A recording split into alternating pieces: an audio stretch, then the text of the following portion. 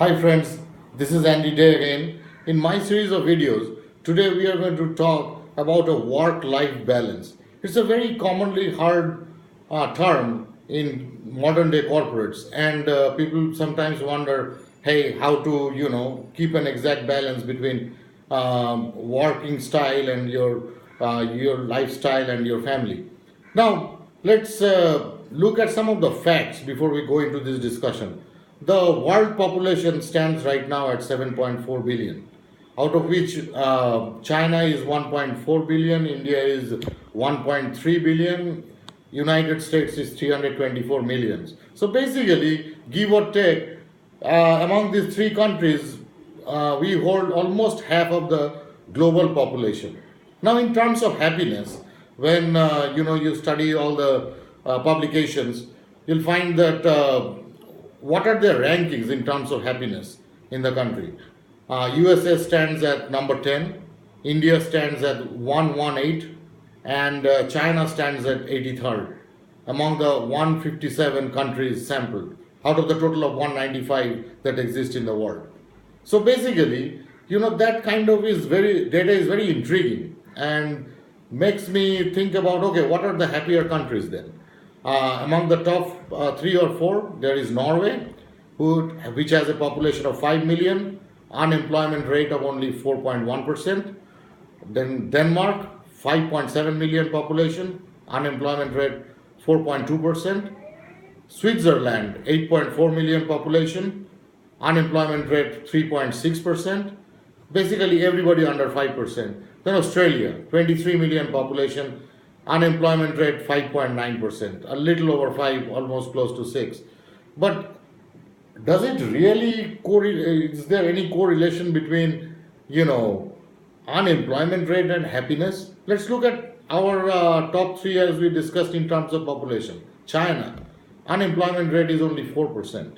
In India, 4.9% according to the last data received.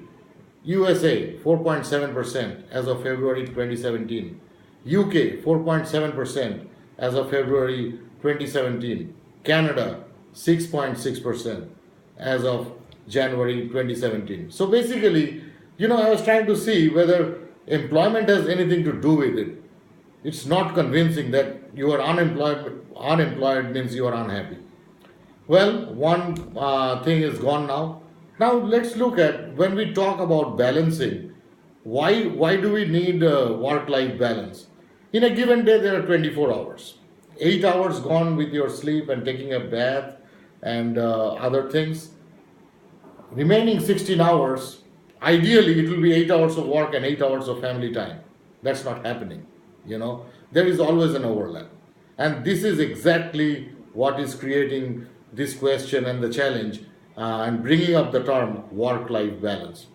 There is, our famous person Satyajit Ray, he made a movie, about Guppy Gain Baga Bain. This is about a singer and a drummer. They were so ugly and they didn't have any kind of talent. They end up in a jungle. They meet a ghost over there and ask for three boons. The first boon was we should not have any problem in our life with food. So they granted, the ghost grants that boon. Second thing was, when wherever we want to travel, we just clap each other's hand and we go out there. And number three is, when we'll sing or beat the drums, it will be very musical and nobody will move. So all those three were granted. Now he had a vision. Think about it. Why do we work? We work for a living. Actually, we work to earn a living. If take a sample that, okay, if money was never a problem, or food was never a problem, clothing was never a problem, travel was never a problem, how many people would really want to work? Yes, that's the serious question to consider. Is it does that eventually turn into happiness or unhappiness of a person? Think about it. I talked about goals. I talked about achieving your making your life meaningful. See, man is mortal. Like I said, eventually everybody is going to die. But how you are going to live all those 70, 80, 90, 100, 100, 110, 120 years, if possible, Man is mortal at the end of the day. We are all going to leave this world. And how meaningfully we are going to live it and touch other lives, maximize our potential, maximize our own lives is the biggest question. Now, when we talk about distractions, again, a study says on an average in United States right now, a normal person watches 5 hours of TV. In India, 2.1 hours are on the phone. You know, if you take an average sampling, the study shows in the world, a modern man spends more than 8 hours on media, looking newspapers, watching videos, YouTubes like I'm recording right now. All these things take up 8 hours from our time. Now, how are we going to manage between our work and our family life? Say, for example, at work, the time we are spending on internet or answering to replying mails. Some are very important mails that need to be addressed on Facebook. And believe it or not, ask yourselves, usually your busiest day is the day you accomplish most of the work or run your errands, paying your utility bills online, your TV subscription, your cable bills, whatsoever. If we minimize this distraction and concentrate on the work, do not carry the work home. That's again the cloud creates. When the cloud gets created rather than a clear vision, when you are overlapping that, you are taking that to your family life. At the same time, since you are compromising those 8 hours from your family life, you are actually clouding the picture there also and carrying some of that to work. Like spending 30-45 minutes talking to your landlord about a dispute that you are supposed to take care of. Finish that, have a priority. My big thing is I would make 3 advices on this so that that will help you achieve your work-life balance. Number 1 is always talk about clear vision. Have a clear vision. There should not be any clutter or any overlap. Plan it out properly. Okay, this time to this time I'm going to do this time to this time I'm going to do this. And create your lifestyle. It's not a one day you are going to the shop. One day you are going to raise a kid. You're going to raise a kid. You're going to be a responsible father. You're going to be a responsible son. You're going to be a responsible husband. So plan it out. Create a lifestyle based on your work also. Well, you work night shifts. Then plan your night that way, your day that way. It gives you enough sleeping time. At the same time, it gives you enough time so that you can do those other errands or run your errands and still take care of the family. Number 2, make every moment meaningful. Everything matters. The smallest of the smallest things matters. Right? Holding your kid's hand when taking him to school or to the school bus. Asking him how his day went. Okay, how is he liking his classes?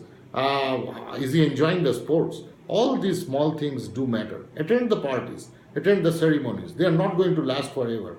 Well, somebody was, not good to me or socially or, it was a family feud somewhere. Doesn't matter. You have a big heart. Attend his wedding. Attend, whatever family functions, whatever non-family functions, the office functions. Attend those. The seminars. Small celebrations. You achieved something. Like I say, building block process. Your small achievements, celebrate it. Have friends, family. Nobody is going to last forever. These are certain moments that actually fuels your life. So don't miss opportunities on that. And third and the last point is keep no regrets. There is always a better tomorrow. Think about it. It's not that life ends over here, I'm gone, I'm going to get suicidal. There is always a better tomorrow. You ask yourself, have I done everything within my possibility? Well, I might not be the best of the lot, but have I done everything that God gave me within my limits or within my capability? Did I deliver 100%? If not, so what? I'll deliver 100% tomorrow. Be positive, stay positive. You will live longer, you'll make your life meaningful, and you will see a work-life balance. You'll make your wife happy, you'll make your kids happy, you'll make your employer happy. Stay away from distractions. Again, to sum it up, have a clear vision, don't clutter work and everything else. It's not a perfect 24 hours. It never can be. Minimize it. I'm not telling you to not watch TV, but don't watch 5 hours of TV or 2.1 hours on the phone or more than 8 hours on the media. Stay away from those. As minimal as possible. Take care of because human beings take care of human beings. People have asked me that, Andy, your videos are uncut and unedited. I told that yes, real people see real things and buy real things. I have made mistakes in I have a vocal thing, you can say. I say in between my speech. So what? My message is very clear. It comes from the heart. As long as you're buying into it, I get pumped, I get excited during my morning walk. I think about it. I know what video I'm going to, record next to help somebody that can get some help from whatever I am saying. So clear vision, make every moment meaningful. And last thing, there is always a better tomorrow. So keep no regrets. Well, signing off over here, Andy Day. Keep watching my next videos to come and give me a call. Share your feedback. And if you want to invite me as a guest speaker, please feel free. My schedule is pretty open as of now. So just shoot me a mail. We'll book it anyway. Thank you for listening to me. Bye.